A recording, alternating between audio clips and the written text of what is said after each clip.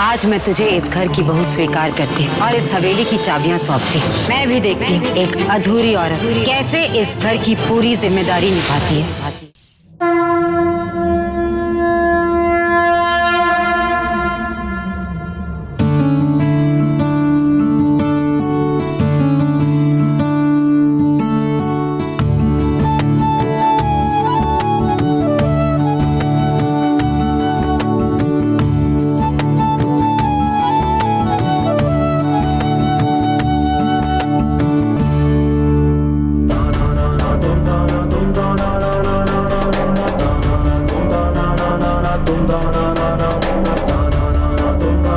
शन्नो, तू सौम्या के साथ रसोई में जा और खाना बनाने की तैयारी कर। जीजी, इसे रसोई में लेकर मैं क्या, ये वो इतने सारे सवाल तेरे दिमाग में आते कहाँ से?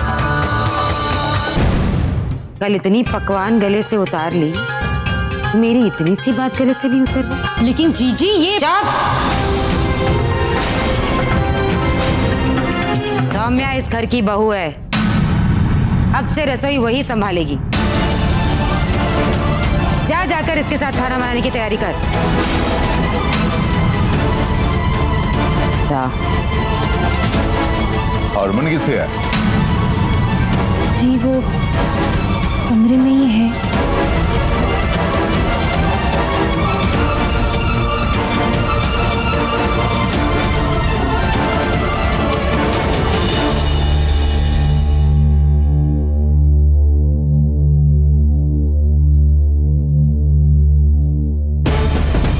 जब बाबूजी ने हरमन के बारे में पूछा था तो कुछ कहा क्यों नहीं? बाबूजी ने हरमन के बारे में पूछा तो इसमें मैं क्या बोलता? एक बार 50 बार बताने के बावजूद भी समझ में नहीं आता। कितनी बार बोला है इस घर के दामाद नहीं बेटे बनने की कोशिश करो। अगर बाबूजी ने हरमन को बुलाया था तो कोई काम ही होगा ना। ऐसे मौके का फायदा उठाओ। अगर हरमन को बुलाए तो तुम खुद जाओ। जब तक ये सब नहीं करोगे इस घर में हरमन की जगह कभी नहीं ले पाओगे।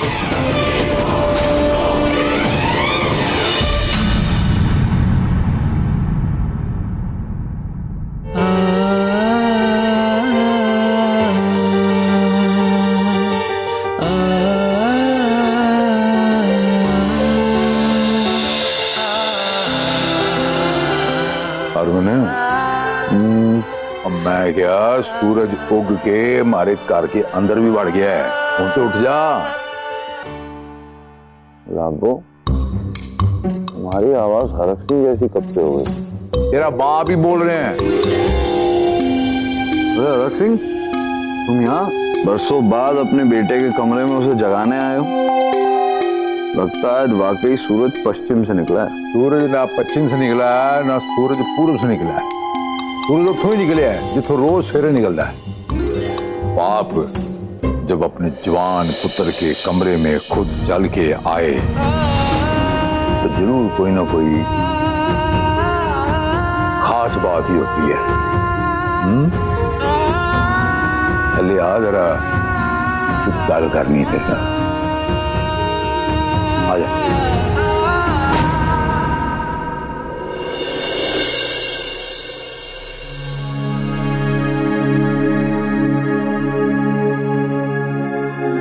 मलका दीदी,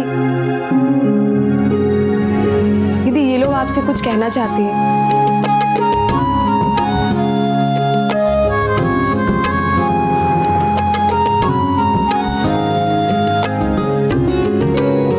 गुरु माँ, आपकी मदद से हमारी बिरादरी की एक किन्नर को उस दुनिया में किसी ने स्वीकार किया है। सौम्या को उसका परिवार मिला है, तो लगा हमें कि हमारा परिवार मिल गया है।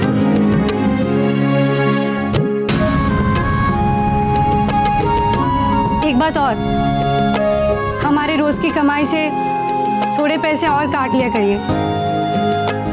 हाँ गुरु माँ, आखिर सौम्या के बच्चे को वापस लाने के लिए पैसों की जरूरत है ना, तो ये जमा किए हुए पैसे वहां काम आएंगे।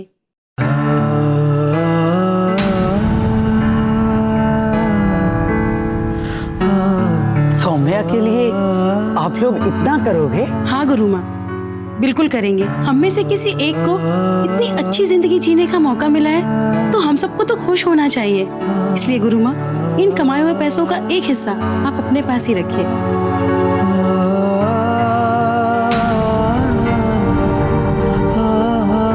मालिका दीदी, मैं भी अपनी कमाई का एक हिस्सा देना चाहती हूँ।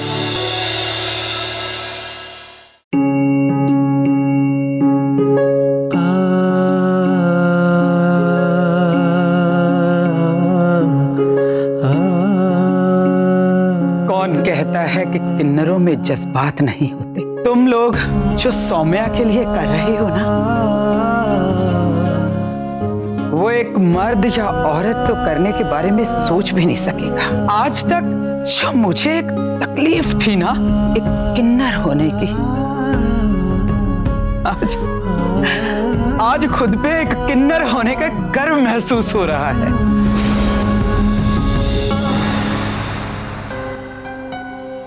बोलो हरक सिंह, ऐसी कौन सी बात बताना चाहते हो जिसके लिए तुम्हें तकलीफ उठा के मेरे कमरे तक आना पड़ा? मैंने एक बड़ा अहम फैसला लिया। फैसला? कैसा फैसला? ये ऐसी डिसाइड किया है कि आज के बाद मेरी तमाम फैक्ट्रियों की जिम्मेदारी मैं हरक सिंह पूरे होशो हवास में अपने वाहिद पुत्र हरमन हरक सिंह को बाइज्जत सौंपता।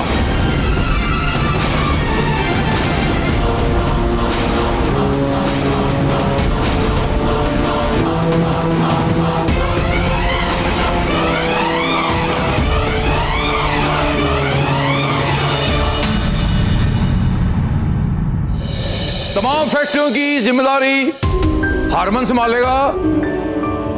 जो वीरन अपनी जिम्मेदारियां संभालता था वही खाते की हिसाब किताब की वो आज के बाद वरुण संभालेगा।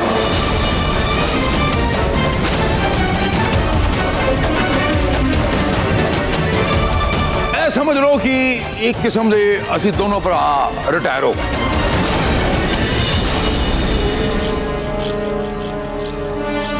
जी की कह रहे हो तुसी?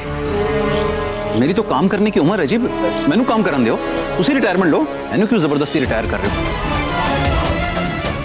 अब मेरे गुरु, अब मैं तेन रिटायर होने थोड़ी कह रहे हैं, मैं कह रहे हैं बच्चों को संभाल। जी की ख्याल? हाँ मामा जी, आप बिल्कुल चिंता मत कीजिए, मैं और हरमन दोनों भाई मिलके सब संभाल लेंगे। ऐ देख दुनिया, ऐ दोनों गबरू मिलके सारा आगे का काम संभाल लेंगे। एनू कहते हैं फ्रेश ब्लड। वीरन वही खाता लिया, वरुण समझा दे। वरुण तो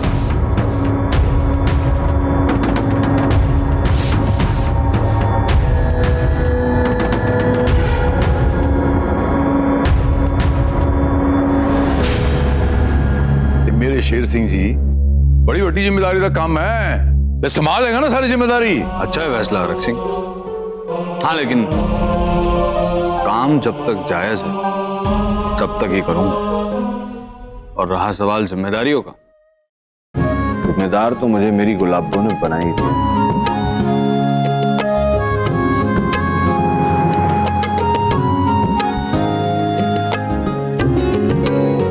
बहुत सही फैसला लिया है तुमने हरक सिंह। एक बार हिसाब किताब संभालने दो, फिर देखना वीरन मामा की तरह मुंशी नहीं, इस घर का मालिक बन के दिखाऊंगा। बाबूजी, ठीक है ना?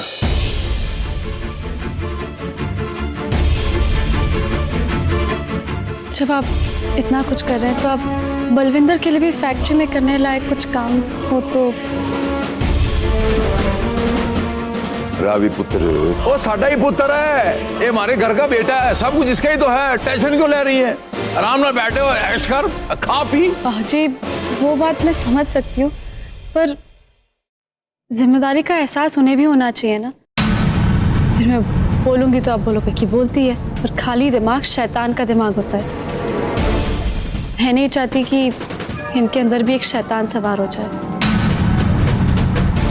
अच्छा, मैं क्या रावी?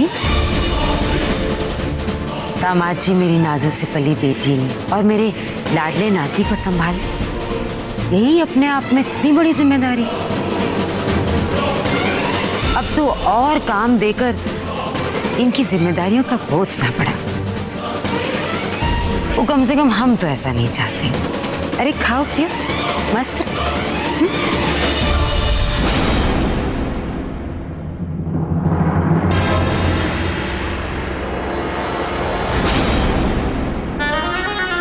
रुक जाए, मैं नहीं जाने दूंगी आपको वीरन। आपके भाई साहब जो बोले वो करना जरूरी नहीं होता।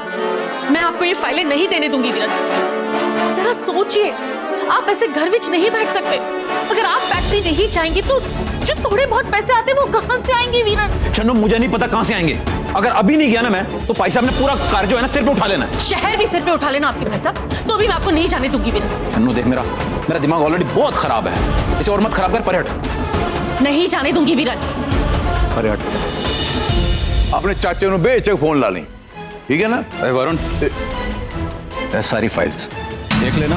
अगर कुछ चीज पूछनी हो तो मुझसे पूछ लेना। आगे से सारा काम तुझे ही करना है। जी मामा जी।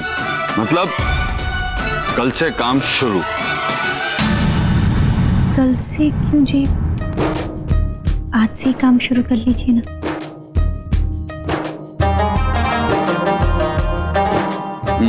वैसे बात तो तुम सही कह रही हो गुलाब। वो कहते हैं ना, काल करे सो आज कर, आज करे सो अब। तो बस आज से काम शुरू कर देते हैं। लेकिन काम शुरू करने के पहले हमेशा की तरह तुम दही शक्कर नहीं खिलाओगे? जी जरूर।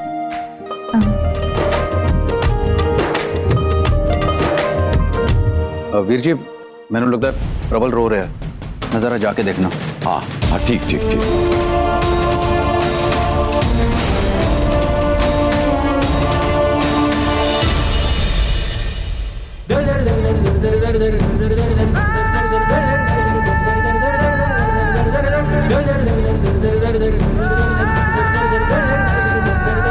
आप ही खिला दीजिए।